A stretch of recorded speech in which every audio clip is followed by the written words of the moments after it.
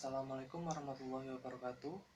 Yang saya hormati Bapak Nurdin Bahtiar selaku Ketua Penguji dan Ibu Rismiati selaku dosen penguji. Yang saya hormati pula Bapak Aris Sugiharto selaku dosen pembimbing. Pertama-tama saya panjatkan puji syukur atas kehadirat Allah Subhanahu wa taala. Berkat rahmat dan hidayahnya pada kesempatan kali ini saya dapat mempresentasikan tugas akhir saya sebagai salah satu syarat untuk mendapatkan gelar sarjana komputer. Selanjutnya, saya akan mempresentasikan tugas akhir saya yang berjudul Sistem Pendukung Keputusan Rekomendasi Pembelian Mobil menggunakan metode profile matching. Latar belakang masalah. Terdapat 3 latar belakang masalah. Yang pertama, perkembangan industri otomotif. Perkembangan industri otomotif di Indonesia mengalami kemajuan yang sangat pesat. Hal ini dapat dilihat dengan terus meningkatnya jumlah angka kendaraan yang ada di Indonesia pada umumnya.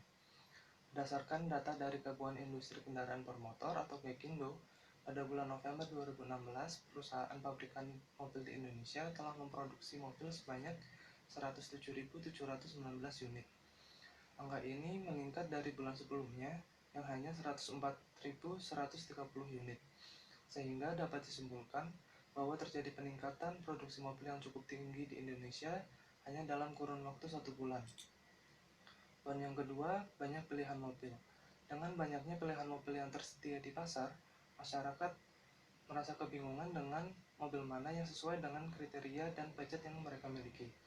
Dan yang ketiga, waktu pilih yang lama. Menurut survei Google dan Netpop, masyarakat Indonesia membutuhkan waktu rata-rata sekitar 2,9 bulan dalam memutuskan membeli mobil. Rumusan masalah. Bagaimana mengimplementasikan metode profile matching ke dalam sistem pendukung keputusan rekomendasi pembelian mobil. Tujuan dan manfaat.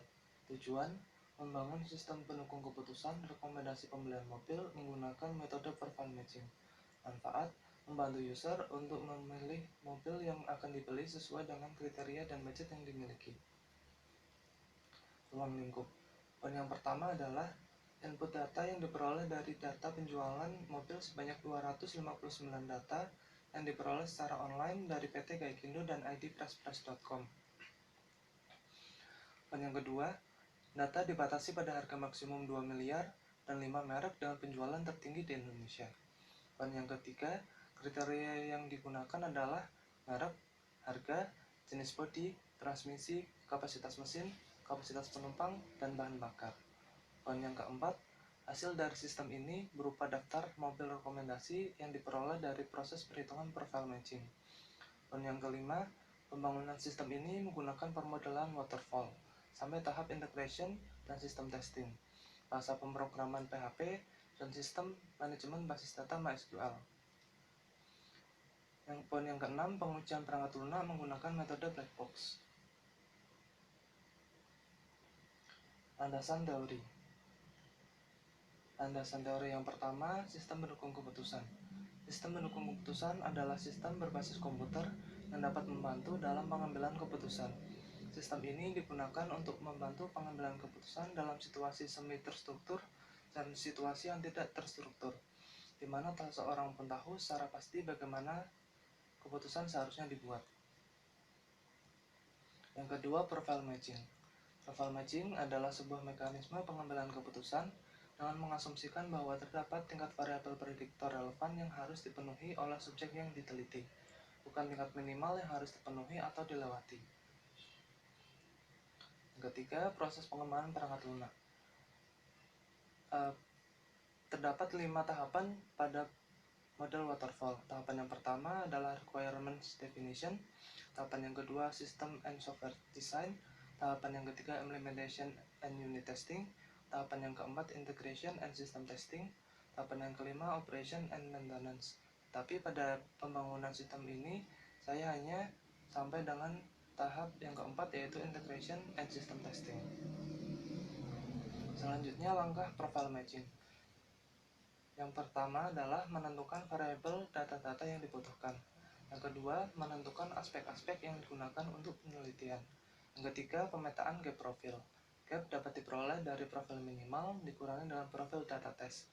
Yang keempat, setelah diperoleh nilai gap, selanjutnya diberikan bobot untuk masing-masing nilai gap. Yang kelima, perhitungan dan pengelompokan core faktor dan secondary faktor. core factor atau faktor utama. NCF atau nilai rata-rata core factor dapat didapat dari perhitungan sigma NC dibagi dengan sigma IC, di mana NC merupakan jumlah total nilai core factor, sedangkan IC merupakan jumlah item core factor. Secondary factor atau faktor pendukung. Nilai rata-rata core factor atau NSF itu dapat didapat dari perhitungan sigma NS dibagi dengan sigma IS, di mana NS merupakan jumlah total nilai secondary factor, sedangkan IS merupakan jumlah item secondary factor. Langkah yang keenam, perhitungan total nilai. N sama dengan X% dikali dengan NCF ditambah X% dikali dengan NSF. N merupakan nilai total dari kriteria, X% merupakan nilai persen yang diinputkan, NCF merupakan nilai rata-rata core factor, NSF merupakan nilai rata-rata secondary factor. Dan yang ketujuh, perhitungan penentuan ranking. Ranking dapat diperoleh dari X% dikali N1 ditambah dengan X% dikali N2 ditambah dengan X% dikali N3, di mana N1, N2, dan N3 merupakan nilai total dari setiap kriteria, X% merupakan nilai bobot dari setiap kriteria. Garis besar penyelesaian masalah. Ada 4 tahapan penyelesaian masalah, yaitu yang pertama pengumpulan data, yang kedua pemetaan data, yang ketiga perhitungan profile matching, dan yang terakhir pengujian. Pengumpulan data. Pengumpulan data dilakukan dengan mengunduh data spesifikasi mobil dari website editpresspress.com dan PT Gaikindo. Data yang didapat berjumlah 259 data. Pengelompokan kriteria. Pemetaan data yang pertama, pengelompokan kriteria. Terdapat 7 kriteria, yaitu merek, harga, jenis bodi, transmisi, kapasitas penumpang, kapasitas mesin, dan bahan bakar. Merek, harga, jenis bodi, dan transmisi termasuk dalam jenis kriteria core factor dengan bobot kriteria masing-masing 25%, 25%, 15%, 15%. Kemudian kriteria selanjutnya kapasitas penumpang, kapasitas mesin, dan bahan bakar tergolong dalam jenis kriteria secondary factor dengan bobot kriteria masing-masing 10%, 5%, dan 5%. Kemudian yang selanjutnya kriteria merek. Terdapat subkriteria Toyota, Daihatsu, Honda, Mitsubishi, dan Suzuki, di mana setiap subkriteria ini mempunyai profil minimal. Toyota mempunyai profil minimal 1, Daihatsu 2, Honda 3, Mitsubishi 4, Suzuki 5. Kemudian untuk kriteria harga mempunyai subkriteria lebih dari 100 juta sampai 200 juta mempunyai profil minimal 1, lebih dari 200 juta sampai 300 juta mempunyai profil minimal 2, lebih dari 300 juta sampai 400 juta mempunyai profil minimal 3, dan seterusnya sampai dengan lebih dari 1 miliar sampai dengan 2 miliar mempunyai profil minimal 10. Kriteria selanjutnya jenis bodi. Jenis bodi mempunyai subkriteria sedan, wagon atau hatchback, MPV, SUV, van, dan pickup dengan profil minimal masing-masing 1, 2, 3, 4, 5, dan 6. Selanjutnya transmisi mempunyai subkriteria otomatis dan manual dengan profil minimal 1 dan 2. Kapasitas penumpang mempunyai subkriteria 2-3 orang, 4-7 orang, lebih dari 8 orang dengan profil minimal 1, 2, dan 3. Kapasitas mesin mempunyai subkriteria kurang dari 1000 cc, lebih dari 1000 cc sampai 1500 cc, lebih dari 1500 cc sampai 2000 cc, dan lebih dari 2000 cc dengan profil minimal masing-masing 1, 2, 3, dan 4. Dan terakhir, kriteria bahan bakar mempunyai subkriteria solar dan bensin dengan profil minimal 1 dan 2. Selanjutnya, kebutuhan fungsional. Terdapat 6 kebutuhan fungsional. Yang pertama, autentikasi login. Yang kedua, mengelola data mobil. Yang ketiga, mengelola data mobil dicari. Yang keempat, melakukan proses perankingan. Yang kelima, menampilkan hasil perankingan. Yang keenam, mengelola data user. Selanjutnya, kebutuhan non-fungsional. Yang pertama, SPK RPM dapat dijalankan di skala jenis browser. Yang kedua, SPK RPM dibangun dengan menggunakan bahasa pemrograman PHP beserta CSS dan JavaScript. Selanjutnya, Entity Relationship Diagram atau ERD. Terdapat 9 tabel pada pada sistem ini yang pertama adalah jenis kriteria, yang kedua adalah kriteria, yang ketiga subkriteria, yang keempat mobil, yang kelima nilai mobil, yang keenam nilai mobil dicari, yang ketujuh nilai mobil yang keenam tabel mobil dicari, yang ketujuh nilai mobil dicari, yang kedelapan tabel user, dan yang terakhir adalah tabel bobot. Data konteks diagram atau DCD.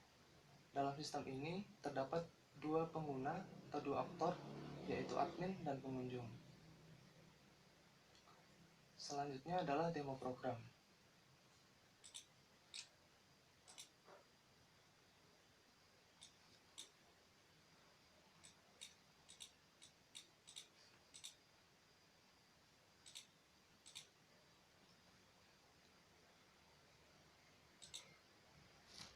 Ini merupakan tampilan login untuk admin. Pertama-tama kita memasukkan username dan password yang salah. Kita klik login. Karena username dan password yang salah, maka kita tidak bisa masuk. Kita coba masukkan username dan password yang benar.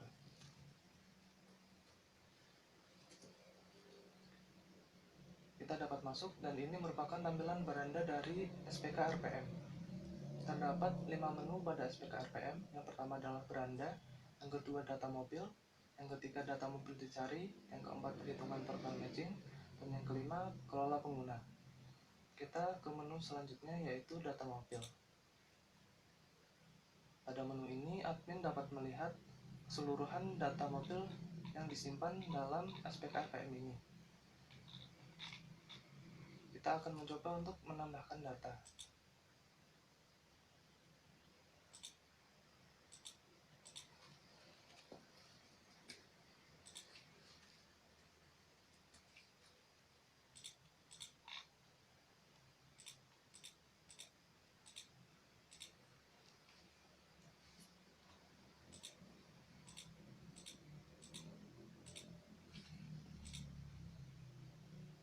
Data berhasil ditambahkan. Kita coba lihat di urutan paling terakhir. Data yang tadi kita tambahkan sudah masuk ke dalam database. Kita coba untuk mengedit.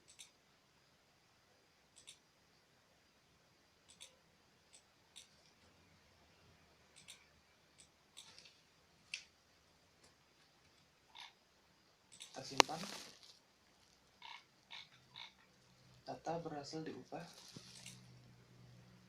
Data yang tadi kita edit sudah berhasil disimpan. Selanjutnya ada tombol info. Tombol ini berfungsi untuk membuka link ke idpresspress.com untuk melihat data mobil lebih lanjut.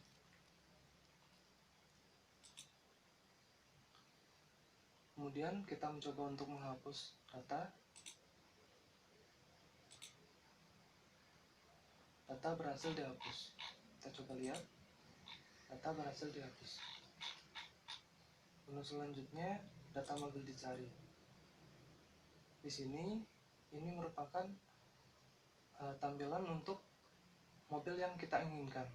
Kita dapat memasukkan merek, harga, jenis bodi, transmisi, kapasitas penumpang, kapasitas mesin, dan bahan bakar di sini sesuai dengan kriteria yang kita inginkan.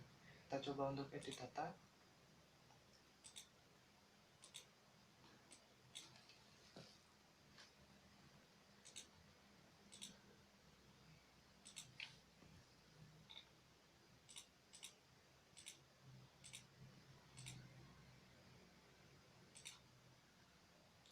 Kita simpan. Data berhasil diubah. Kemudian selanjutnya kita akan memasuki ke perhitungan profile matching. Tahapan yang pertama adalah pengelompokan kriteria. Di sini kita dapat melihat jenis kriteria dan bobot jenis kriteria, yaitu ada core factor dan secondary factor. Core factor mempunyai bobot 60%, secondary factor mempunyai bobot 40%. Sedangkan untuk kriteria-kriteria yang tersedia yaitu merek, harga, jenis bodi, transmisi, kapasitas penumpang, kapasitas mesin, dan bahan bakar. Merek mempunyai bobot 25%, harga 25%, jenis bodi 15%, transmisi 15%, kapasitas penumpang 10%, kapasitas mesin 5%, dan bahan bakar 5%. Di mana merek, harga, jenis bodi, dan transmisi termasuk ke dalam core factor, sedangkan kapasitas penumpang, kapasitas mesin, dan bahan bakar termasuk ke dalam secondary factor. Selanjutnya, profil minimal. Di sini kita dapat melihat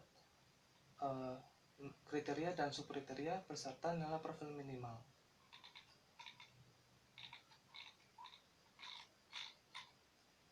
Selanjutnya, data profil minimal.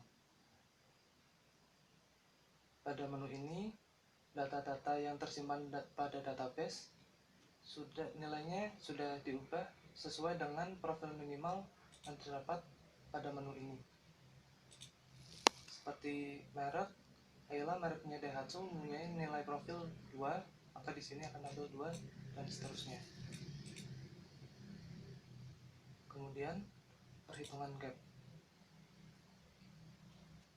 Di sini merupakan proses perhitungan gap, di mana data mobil yang ada di dalam database atau angka pertama dikurangi dengan angka kedua yang merupakan data dicari.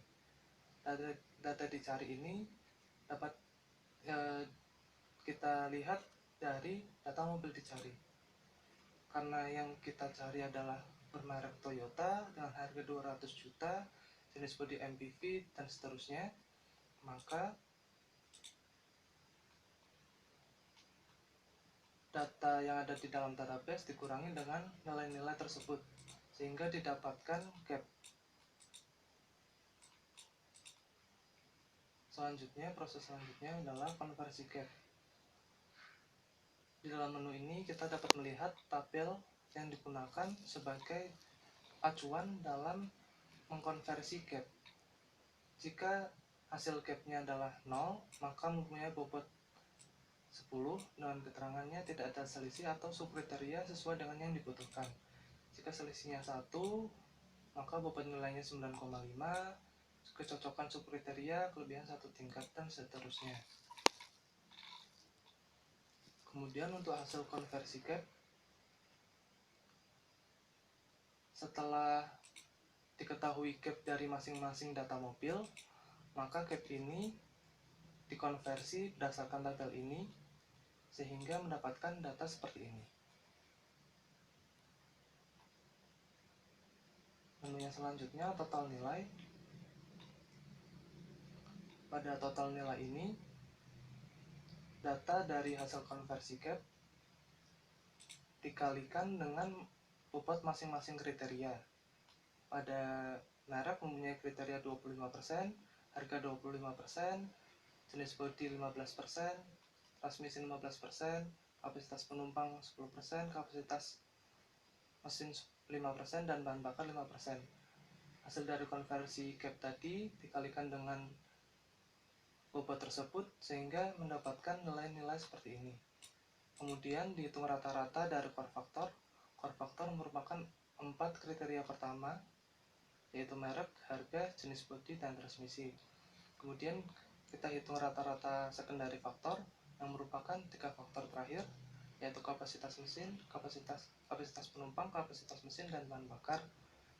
Kemudian kita hitung total nilai dengan cara nilai rata-rata core factor dikali dengan bobot core factor, yaitu 60%, ditambah dengan rata-rata secondary factor dikali dengan bobot secondary factor, yaitu 40%, sehingga didapat total nilai. Kemudian selanjutnya kita menuju ke menu hasil. Dalam menu ini kita dapat melihat rekomendasi mobil sesuai dengan diurutkan berdasarkan mobil yang paling direkomendasikan menuju ke mobil yang kurang direkomendasikan. Dan urutan yang pertama yaitu mobil Calya, GAT, dan seterusnya. Kemudian menu yang selanjutnya adalah kelola pengguna. Kita dapat mengubah username, nama, dan password di sini.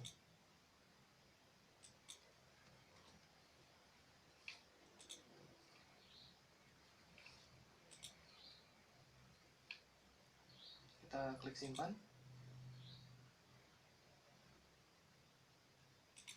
klik OK. Data sudah berhasil diedit. Kemudian selanjutnya kita ke tampilan untuk pengunjung.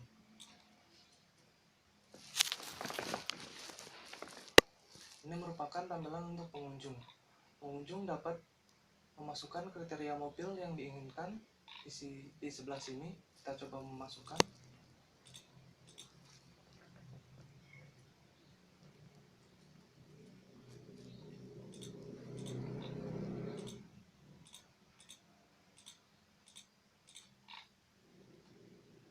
Kemudian kita klik cari rekomendasi.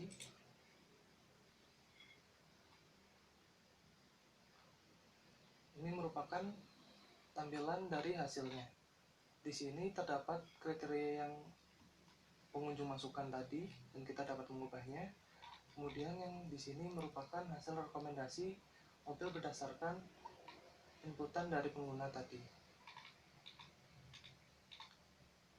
Sekian presentasi demo program. Selanjutnya kita akan menuju ke kesimpulan.